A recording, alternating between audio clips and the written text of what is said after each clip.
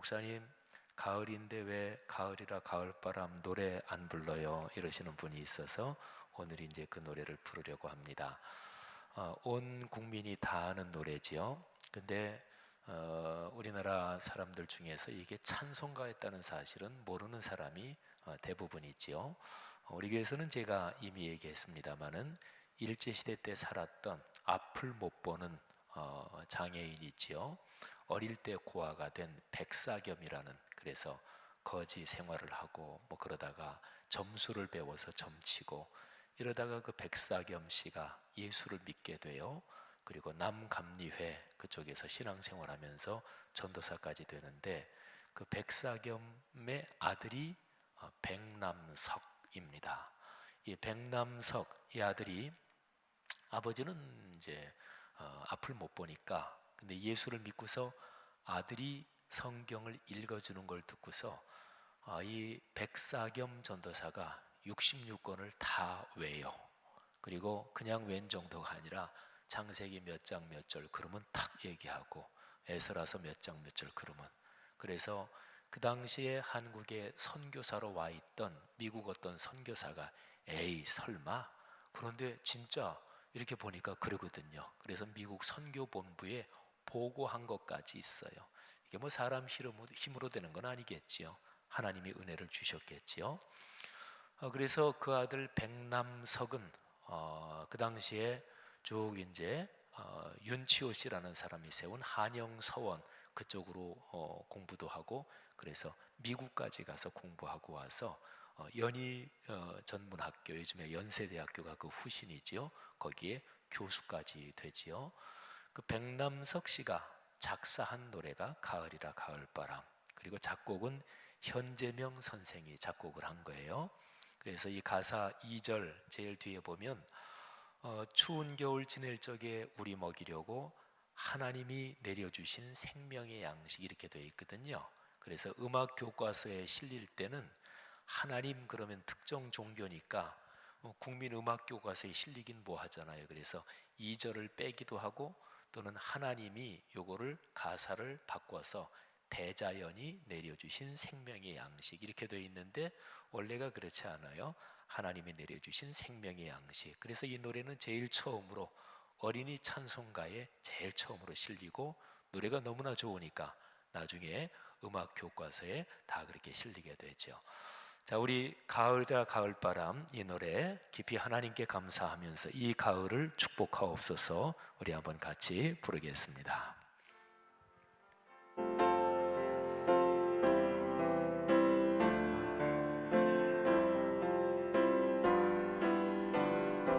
가을이라 가을바람, 가을이라 가을바람 솔솔 불어오니 푸른 잎은 붉은 치마 갈아입고서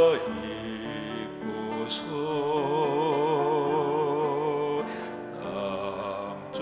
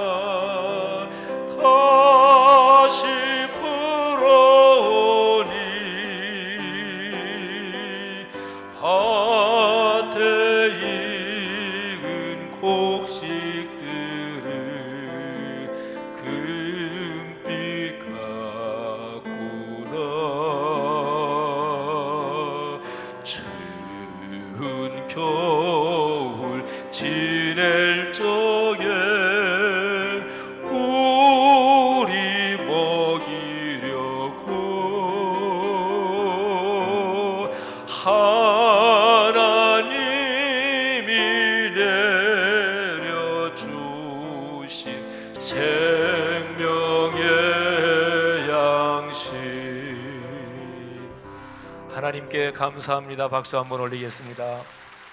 네, 고맙습니다. 축복합니다. 신앙의 중심은 진실한 것입니다. 그렇지요. 신앙생활하는 사람들이 정직해야 하지요. 소박해야 하지요. 진실의 반대는 거짓인데 성경은 사탄이 거짓의 아비다 이렇게 말씀합니다. 예수님이 하신 말씀을 한번 들어보세요. 요한복음 8장 44절입니다. 너희는 너희 아비 마귀에게서 났으니 너희 아비의 욕심대로 너희도 행하고자 하느니라. 그는 처음부터 살인한 자요 진리가 그 속에 없으므로 진리에 서지 못하고 거짓을 말할 때마다 제 것으로 말하나니 이는 그가 거짓말쟁이요 거짓의 아비가 되었음이라. 아멘. 그리스도인이 들어갈 영원한 천국에는 거짓말을 좋아하고 사실이 아닌 말을 지어내는 사람은 들어가지 못합니다. 요한계시록 21장 15절 말씀을 들어보십시오. 영원한 하나님의 나라인 새 예루살렘 성에 들어가지 못하고 밖에 쫓겨나 있을 사람들이 이렇게 표현되어 있어요. 개들과 점술가들과 음행하는 자들과 살인자들과 우상 숭배자들과 및 거짓말을 좋아하며 지어내는 자는 다 성 밖에 있으리라. 진실하다는 것을 여러 가지 각도에서 말할 수 있습니다. 그런데 근본적으로는 말과 행동이 같은 것입니다.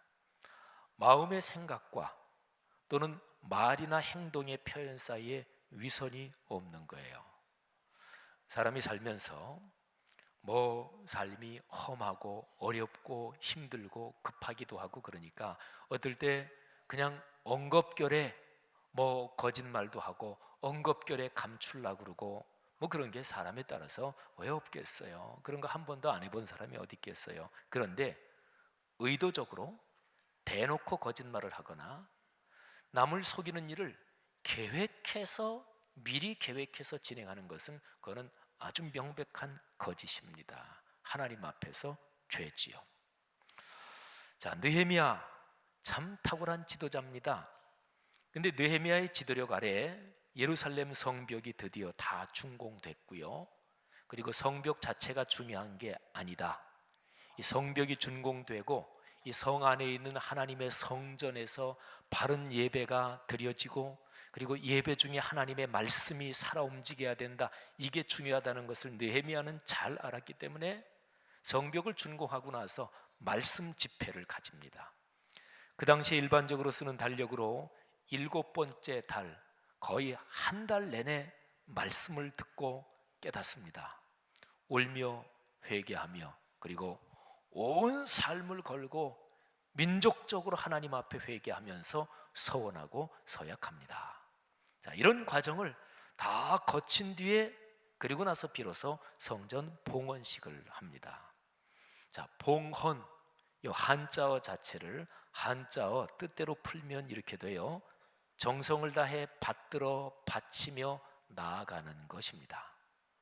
신앙적으로 말하면 누구에게 나아가는 것일까요? 명백하죠. 삼위일체 하나님께 나아가는 것입니다. 그러니까 봉헌식, 여기에서 주인공은 바로 하나님이시지요. 만일에 어떤 신앙 공동체가 표현은 행사 제목은 봉헌식 이렇게 제목을 붙여놓고 사람이 중심이 되면 그건 사실은 봉헌이 아닙니다. 봉헌식의 순서나 전체적인 과정에서 하나님의 이름이 높여져야 되고 그리고 모든 영광과 찬송을 하나님만이 받으셔야 합니다. 종교적인 기술을 부려서 전체 봉헌식 순서나 또는 다른 어떤 내용에서 모양새 좋게 적절하게 사람을 축혀 세우면 안 됩니다. 그러니까 봉헌이란 말을 안 쓰면 몰라도 쓰기로 한다면 말 그대로 진실해야 돼요. 너무나 당연하지요. 더군다나 하나님께 바쳐 올리는 봉헌이라면 말할 것도 없지요. 그러니까 하나님께 바쳐 올리는 봉헌식, 거기에 말 장난이 있을 수 없습니다. 눈 가리고 아웅하는 일이 감히 있을 수가 없습니다. 우리 한국 사회에서 텔레비전 드라마 중에서 유행하고 또 굉장히 대단한 시청률을 올린 드라마들이 여러 개 있는데, 그 중에서 아주 선풍적인 인기를 끌었던 드라마 허준이라는 드라마를 아실 거예요. 벌써 한참 전이지요. 저는 제가 독일에서 공부할 때 그때 한국에서 이 드라마가 방송이 돼서 저는 텔레비전으로는 못 봤고요. 근데 제 친구 목사님이 독일에 오면서 이 드라마의 원작이 되는 이은성 씨의 소설 동의보감 그 세 권 상중하로 된 거를 가지고 왔어요. 저는 독일에서 그 책을 읽었습니다. 제가 그 책을 읽고 너무너무 감동을 받았어요. 그래서 나중에 독일에서 공부하고 들어와서 제가 한동안 대학에서 강의하고 대학원 또 학생들 세미나하고 그럴 때는 꽤 여러 번 대학원 세미나에서 대학원생들한테 이은성 씨의 소설 동의보감 이 세 권을 읽고, 그리고 한국 교회와 또는 목회자 또는 그리스도인의 입장에서 거기에 대해서 느낀 점을 써와라, 이런 과제도 제가 여러 번 내줬습니다. 근데 이 소설에 허준 이 사람이 김병조의 병을 치료하는 장면이 나옵니다. 근데 김병조는 왕의 총애를 받는 공빈의 남동생이에요. 그러니까 권세가 하늘을 찌를 듯한 이 공빈 또 그 남동생입니다. 근데 김병조가 이 입이 돌아가는 병이 있죠. 그걸 구안와사라고 하는데 그 병에 걸렸어요. 근데 사실은 그건 그렇게 복잡한 것도 아니고, 근데 더 중요한 거는 이 김병조가 구안와사만 있는 게 아니라 사실은 이 속에 종양이 있어요. 반위, 요즘 말로는 그걸 암이라고 그런다고, 옛날에는 반위라 그랬다 그래요. 근데 궁중의 어이들이 그거를 알면서도 그거 고치지 못할 거니까 괜히 얘기할 필요 없다, 얘기도 안 하는데, 허준이 이렇게 진단을 하면서 지금 구안화사가 중요한 게 아니다, 이 속병 이거를 고쳐야 된다, 허준이 그렇게 얘기를 해요. 난리가 났죠. 그래서 허준이가 구안화사는 둘째치고 이 반위를 고쳐야 된다 이렇게 하니까 다른 어이들이 저 허준이가 괜히 사람 잡는다 난리가 났어요. 그래서 공빈이 와서 이제 허준이하고 대화하는 장면이 소설에 나와요. 거기에 공빈도 있고 공빈의 여동생 김병조도 있고 또 어의 총대장인 양예수 그 쟁쟁한 사람도 거기 그쪽에 있는데 대화를 해요. 허준이가 내 말대로 잘 듣고 약도 먹으라는 시간에 먹고 음식도 내가 먹지 말라는 건 먹지 말고 그렇게 잘하면 내가 사흘 안에 내가 치료하겠습니다. 그랬더니 거기 있던 김병조가 비웃듯이 반문합니다. 사흘? 그것도 위병까지? 허준이 대답하죠. 그러합니다. 그때 공빈이 얘기를 해요. 궁중에는 희연이 없는 법이요. 허준이 대답합니다. 아옵니다. 만일 향후 사흘 소인의 지시와 처방으로 완치가 아니 됐을 경우 제 목을 내놓겠습니다. 궁중에는 희연이 없대요.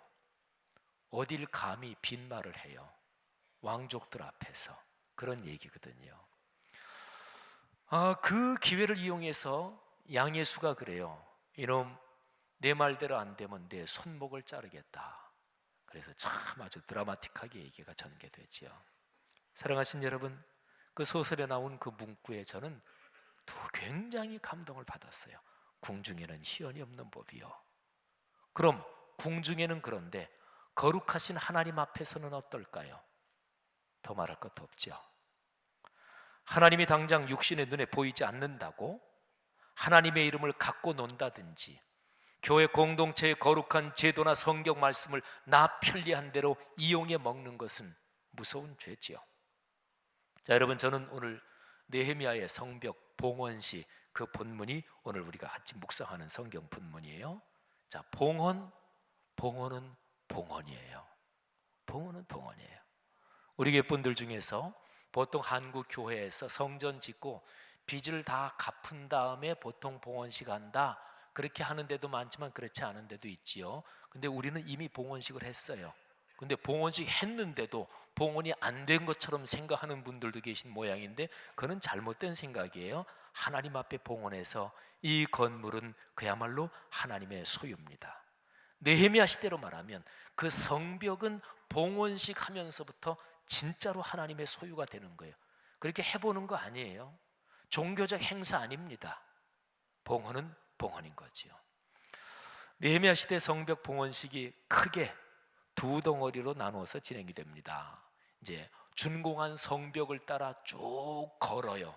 이게 행진, 이게 첫 번째고, 두 번째는 성전 뜰에까지 도착해서 온 백성이 하나님 앞에 예배를 드리는 것. 그러니까 첫째가 행진, 두 번째가 예배입니다. 느헤미야가 백성 전체를 크게 두 덩어리로 나누어서 오른쪽으로 돌게 하고 한 덩어리는 왼쪽으로 돌게 해요. 그래서 성전이 있는 거기서 만나가지고 그 뜰에 모이게 합니다. 오른쪽의 첫 번째 덩어리는 학사 에스라가 이끌고, 두 번째 덩어리는 총독 느헤미야가 이끕니다. 여러분, 그런데 오늘 본문을 가만히 살펴보면 성벽 봉헌식 전체 과정에서 아주 특징적인 모습이 있습니다. 크다. 이 수식어가 붙은 네 가지가 있어요. 첫째가 큰 무리, 두 번째가 큰 찬송, 세 번째가 큰 제사, 큰 예배지요. 그리고 마지막에 네 번째가 큰 기쁨입니다. 자, 크다는 것은 무엇일까요? 특별히 지금 느헤미야와 이스라엘 백성이 하나님께 성벽 봉헌식을 하면서 크다는 이유는 무엇보다 먼저 전능하신 하나님께 바쳐 올리는 봉헌이니까, 그러니까 큰 거예요. 일반적으로 사람이 사는 사회에서 어떤 행사를 한다 그럴 때 그 행사가 큰 행사다 이러면은 무엇을 말하는 것일까요? 사람이 많이 모인 것을 큰 행사라고 할까요? 그렇게도 얘기를 하지요. 그런데 그것보다 더 중요한 게 있어요. 그 모임이나 또는 그 사회에서 중요한 분이 오면 그게 큰 행사예요. 뭐 가장 간단하게 어떤 국가적인 또는 사회적인 무슨 행사를 하는데 대통령이 화환을 보냈다 그러면 다른 거 아니겠어요? 그래서 대통령이 화환을 보냈다, 가끔 어떤 데 가면 그걸 제일 앞에 보기 좋게 놔두잖아요. 그거는 의전상 그렇게 또 놔야 되는 거예요. 근데 대통령이 화환 정도가 아니라 대통령이 메시지를 보내서 비서실장이 와서 낭독한다, 그거 큰 행사지요. 아니, 그게 아니고 대통령이 참석했다 그러면 큰 행사지요. 그러니까 크다는 것은 기본적으로 그걸 말해요. 오늘 성벽 봉헌식에서 이거는 하나님께 바쳐 올리는 것입니다. 그러니까 하나님이 연관이 되는 거예요. 그러니까 크다는 거지요. 그 다음에 또 그 하나님께 헌신하고 봉헌을 하는 사람들이 그냥 모양새만 형식적인 행사로 하는 게 아니라 마음의 정성과 뜻과 목숨을 다해서 바쳐 올리는 거기 때문에 그래서 큰 거고요. 하나 더 얘기하면 바쳐 올리는 성벽을 하나님이 진정으로 축복하시고, 그래서 그 이후로 예루살렘 도성에 하나님의 축복이 계속해서 흐를 것이기 때문에 그게 큰 거예요. 사랑하신 여러분, 31절을 보면은 큰 무리, 네 가지 크다는 게 나온다 그랬죠. 그 중에서 제일 첫 번째 큰 무리에 대해서 다음과 같이 기록하고 있습니다. 이에 내가 유다의 방백들을 성벽 위에 오르게 하고 또 감사 찬송하는 자의 큰 무리를 둘로 나누어 성벽 위로 대오를 지어 가게 하였는데 한 무리는 오른쪽으로 분문을 향하여 가게 하니. 여러분, 여기에 큰 무리라는 표현이 나오지요. 근데 그 앞에 수식어가 나와요. 감사 찬송하는 큰 무리. 무엇 때문에 많은 사람이 모였나요? 하나님께 감사하려고. 그날 행사는 목적이 무엇인가요? 하나님께 찬송하려고. 이 점이 중요합니다. 사실은 교회에서 하는 예배를 중심으로 어떤 모임이든지 근본적으로 하나님께 감사하고 하나님께 찬송을 올리는 것이 되어야 합니다. 우리 교회, 이 땅에 있는 모든 교회들이 성경에서 말하는 기독교적인 모임의 근본적인 가르침이 강력하게 살아나기를 간절히 바랍니다. 두 번째로 큰 찬송입니다. 42절은 이렇게 말씀해요. 특별히 찬송이라는 것은 예배를 대표하는 말이라고도 볼 수 있어요. 42절입니다. 또 마아세야와 스마야와 엘르아살과 우시와 여호하난과 말기야와 엘람과 에셀이 함께 있으며 노래하는 자는 크게 찬송하였는데 그 감독은 예스라히야라. 아멘. 자, 크게 찬송했다 그랬지요. 이거는 소리의 크기도 크기지만 마음의 정성과 뜻을 다하여 신체적인 모든 힘을 다하여 찬송했다는 것입니다. 여러분, 우리 신앙생활 하면서 예배 때 찬송하고 이런저런 기회에 찬양을 하잖아요. 근데 그때 찬양을 통해서 축복받는 방법이 바로 이것입니다. 크게 찬송해야 돼요. 마음과 정성을 다해 찬송해야 돼요. 어떤 분들은 노래방 가면 마이크 탁 잡고 열정적으로 노래방 한 1시간, 2시간 놀고 나오면 목이 다 쉬어요. 근데 교회에서 찬송할 때는 목이 소리만 하게 찬송해요. 입장 바꿔놓고 생각해 보세요.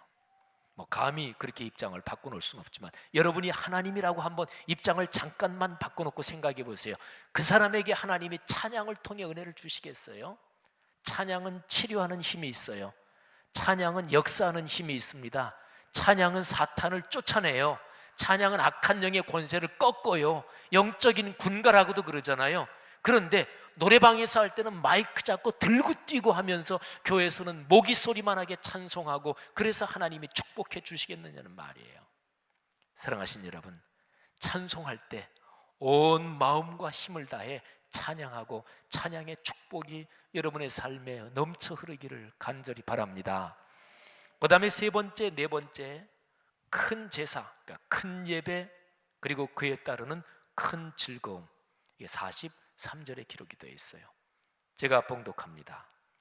이날에 무리가 큰 제사를 드리고 심히 즐거워하였으니 이는 하나님이 크게 즐거워하게 하셨음이라.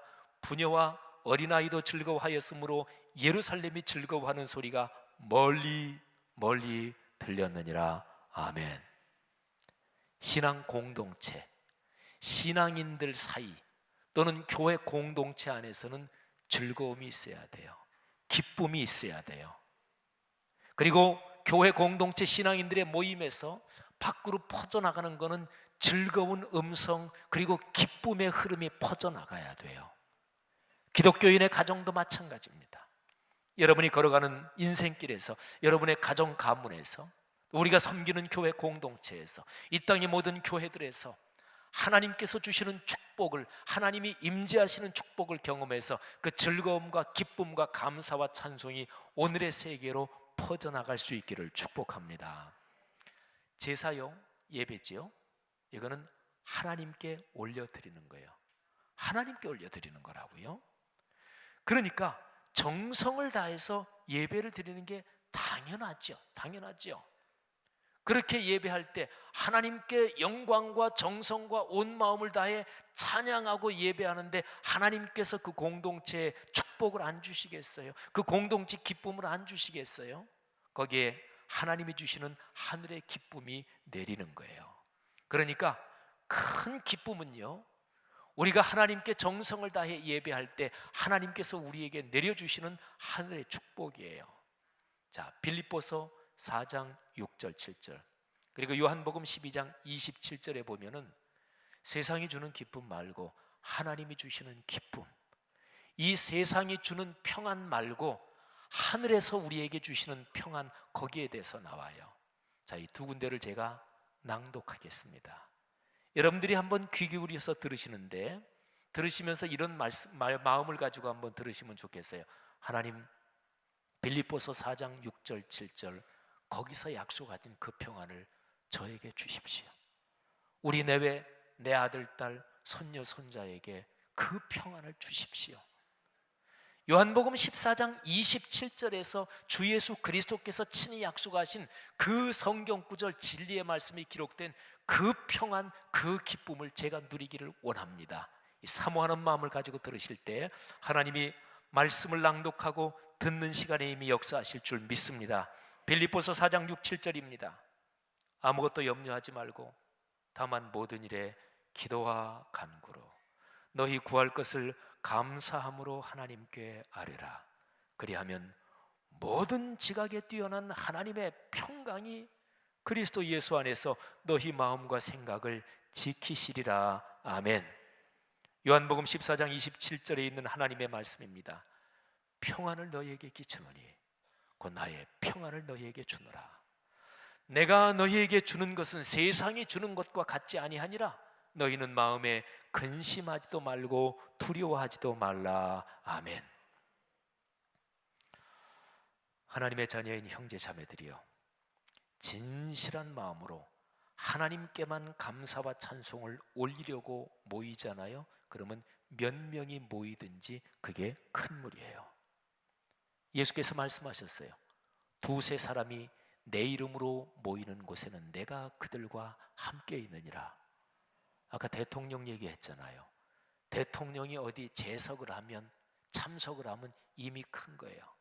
근데 두세 사람이 내 이름으로 모이는 곳에, 근데 이름은 예수님 이름 걸어놓고, 이름은 하나님 이름 걸어놓고, 이름은 교회 뭐 이름 걸어놓고, 그리고 실제는 인간이 중심이 되는 모임 말고 진정으로 예수 그리스도의 이름으로 두세 사람이 모이면 거기에 주님께서 같이 계시겠대요. 큰 모임 맞잖아요. 사랑하신 여러분, 한국 교회가 특별히 숫자나 외적인 규모에 대한 강박관념에서 벗어나지 않으면 결코 성경적인 교회의 모습을 회복하지 못합니다. 제가 전도에 대해서 가끔 말씀드리잖아요. 전도는 우리 조직 늘리려고 전도하는 게 아니에요. 전도가 겨우 그런 수단으로 써먹는 거예요? 절대로 아닙니다. 전도는 교회의 교세를 늘리기 위해서 전도하는 거 아니에요. 전도는 목회자가 큰 교회 목회자 되기 위해서 전도하는 게 아니에요. 전도는 주 예수 그리스도의 십자가 사건에서 내가 구원받은 게 너무나 감사해서 이 구원을 아직 알지 못하고 영원한 멸망 속에 있는 사람들에게 그들을 사랑하는 마음으로 주 예수 그리스도의 복음을 증거하는 것이고요. 단지 한 가지 목적, 그래서 영혼이 주님께로 돌아올 때 삼위일체 하나님이 기뻐하시고 영광을 받으시는 거예요. 이거를 위해서만 전도하는 거예요. 성도 여러분, 이런 진정한 전도의 성경적 가르침을 다시 회복할 수 있기를 바랍니다. 다 아시잖아요. 한국교회 성도들 전도에 대해서 별로 관심 없어요. 목사들도 장로들도 집사 권사들도 전도에 대해서 관심 없는 사람이 태반이에요. 전도합시다 그러면 목사님 무슨 전도하자는 얘기를 합니까? 이런 사람은 하나도 없지만, 그러나 대강 목사님이니까 전도 강조하는 거지 뭐, 그리고 대강 흘려 넘어 듣고 적절하게 처신하고, 그게 한국교회 현실이에요. 왜 그럴까요? 목사들이 전도를 너무나 많이 이용해 먹었어요. 한국교회가 자기 조직 불리려고 전도를 활용해 먹었어요. 그러니까 성경에서 전도에 얼마나 커다란 축복이 걸려 있는지, 하나님이 영혼들이 돌아올 때 얼마나 기뻐하시고 얼마나 행복해 하시는지 그 감동은 잊어버렸어요. 성도 여러분들이요, 다시금 하나님께서 우리에게 주신 그 위대한 축복을 깨닫고 회복할 수 있기를 주의 이름으로 축원합니다. 예배는 커야 되죠. 예배의 중요한 요소는 찬송, 기도, 설교, 헌금 이런 것들인데, 이 모든 순서는요 전체 예배 가운데 다 하나님께 올려드리는 거예요. 아까 말씀드렸지만 특별히 찬송을 부를 때 힘과 목소리를 다하여 뜻과 정성을 다하여 큰 찬송을 불러야 돼요. 그때 우리의 심령이 다시 한번 강력하게 회복되는 거예요. 그럴 수 있기를 축복합니다. 거기에서 하나님이 우리에게 축복으로 부어주시는 게 큰 기쁨, 큰 즐거움이에요. 그리스도인 그러면 그리스도인마다 뭐 스타일도 틀리고 기질도 틀리고 또 신앙적인 하는 방식도 조금 틀릴 수 있어요. 그건 당연해요. 근데 그리스도인 그러면 그리스도인이라고 하는 사람들 누구에게나 공통적으로 나타나는 어떤 특징이 있어요. 로마서 5장 1절부터 3절, 10절, 11절을 제가 읽어드리면서 그 특징이 뭔지 한번 같이 살펴보겠습니다. 그러므로 우리가 믿음으로 의롭다 하심을 받았으니 우리 주 예수 그리스도로 말미암아 하나님과 화평을 누리자. 또한 그로 말미암아 우리가 믿음으로 서 있는 이 은혜에 들어감을 얻었으며 하나님의 영광을 바라고 즐거워하느니라. 여러분, 여기에 즐거움이라는 단어가 나와요. 기쁨. 근데 3절로 넘어가면 다만 이뿐 아니라 우리가 환난 중에도 즐거워하나니. 아멘. 이게 하늘이 주시는 기쁨이에요. 하늘이 주시는 즐거움이란 말이에요. 10절로 넘어갑니다. 곧 우리가 원수 되었을 때에 그의 아들의 죽으심으로 말미암아 하나님과 화목하게 되었은즉 화목하게 된 자로서는 더욱 그의 살아나심 예수의 부활로 말미암아 구원을 받을 것이니라. 그뿐 아니라 구원 받을 뿐 아니라 이제 우리로 화목하게 하신 주 예수 그리스도로 말미암아 하나님 안에서 또한 즐거워하느니라. 아멘. 기쁨, 즐거움, 이게 그리스도인의 공통 분모요 특징입니다. 예수 그리스도의 십자가의 공로로 구원받은 사람, 그 사람을 그리스도인이라 그러잖아요. 근데 구원받고 나서 즉시로 우리에게 찾아오는 그 특징이 무엇일까요? 그거는 기쁨이에요. 대가 없이 구원받았으니까, 죽음의 자리에서 구원받았으니까, 영원하신 하나님의 자녀가 되고 하나님이 주실 축복을 누리면서 인생길을 걸어가게 됐으니까 얼마나 좋아요. 좋아 죽겠는 거예요. 이게 하늘이 주신 기쁨이에요. 그리고 이 기쁨이 강물처럼 계속 흐르는 거, 이걸 가리켜서 신앙의 성숙이라 그래요. 신앙의 성숙을 신앙 연조 몇 년 신앙생활했다, 그거로 가지고 생각하지 마세요. 신앙의 성숙을 집사, 권사, 장로, 목사, 목회자 되는 거라고 생각하지 마세요. 오죽하면 한경직 목사님이 살아계실 때, 목사님들 신앙생활 좀 잘합시다, 오죽하면 그러셨으려고요. 신앙의 성숙은 내 속에 하늘의 기쁨이 넘쳐 흐르는 거예요. 내 신앙이 성숙한지 건강한지 간단하게 테스트해보는 방법이 있어요. 이렇게 질문해 보면 돼요. 자기 혼자 조용하게 있으면서 자기 내면을 들여다보면서 자기가 자신에게 이런 질문을 던져보세요. 나 지금 기쁜가? 나 지금 기쁜가? 한번 자기 자신에게 질문을 던져보세요. 허물 많고 한계를 가진 사람이 이 험한 세상에 살면서 어떻게 늘 기쁠 수 있겠습니까? 그러나 성경은 항상 기뻐하라고 말씀하잖아요. 우리가 부족해서 기쁨이 종종 꺾일 때도 있어요. 슬픔, 좌절, 불평, 불만이 있을 수도 있어요. 그런데요, 중장기적으로 상당히 긴 기간 동안에 기쁨이 없다, 상당히 긴 기간 동안 나는 불평, 불만 없이 산다, 겨우 그 정도 말고요, 내 속에서 넘치는 기쁨이 상당한 기간 중에 나는 신앙 때문에 기쁨은 없다, 이렇게 얘기하면 분명히 어딘가에 신앙의 문제가 발생한 거예요. 크고 위대하신 하나님을 아버지라고 부르는 귀한 성도들이요, 신앙생활을 하면서 더욱 진실하게 삽시다. 우리가 신앙생활에서 쓰는 말들이 그저 말뿐인 잔치가 되지 않도록 그 뜻을 깊이 새깁시다. 봉헌은 봉헌이에요. 기도는 기도예요. 예배는 예배예요. 예배를 비롯해서 삼위일체 하나님께 바쳐 올리는 모든 것에서 진실하게 행동합시다. 그리스도인의 삶은 그 자체가 내 인생 전체를 하나님께 바치는 봉헌이에요. 봉헌에서 오는 큰 구원과 큰 예배와 큰 찬송과 큰 기쁨이 이 가을에 우리의 삶에 강처럼 넘쳐 흐르기를 주의 이름으로 축복합니다. 기도하겠습니다.